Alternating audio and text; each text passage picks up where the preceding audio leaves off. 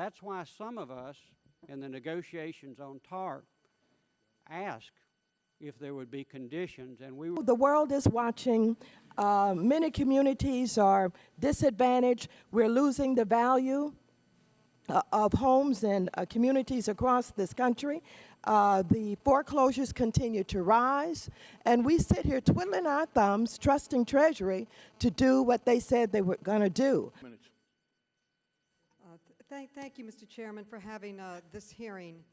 Regrettably, the report from GAO today, what my constituents tell me is they cannot have access to capital. We have put $7.8 trillion of taxpayers' money out there for the purpose of creating credit, and it has been a dismal failure. Our oversight committee to be established before hiring staff, and with that, I yield back. The gentleman from California, Mr. Chairman, for 1 minute. They're not just those who supported the bill and those who reject. With this lack of oversight, clearly we have been sold a pig in a poke, and a bait and switch has occurred. That's not fair to the taxpayers who are funding this massive bailout. Georgia for 1 minute. Thank you, Mr. Chairman. What we've got here, quite honestly, is one big mess.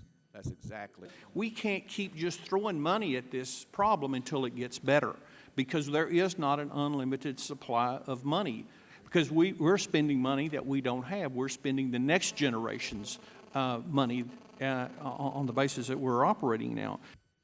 One of these days, we'll get back into actual people. But we do appreciate the very hard work that both gentlemen. First, and this is very important, we did not allow the financial system to collapse. That is the most important information that we have.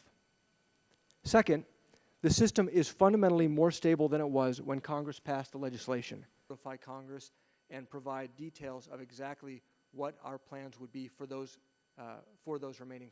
Imagine how many foreclosures we would have if we had allowed the financial system to collapse, number one. Number two, we continue to work very hard at Treasury, within the administration, with the Federal Reserve, in consultation with the transition team, looking at various foreclosure mitigation policies for the right job. So for example, Fannie Mae and Freddie Mac, we worked with FHFA and with Fannie and Freddie. Thank you. Ms. Kashkari, can you tell me a little bit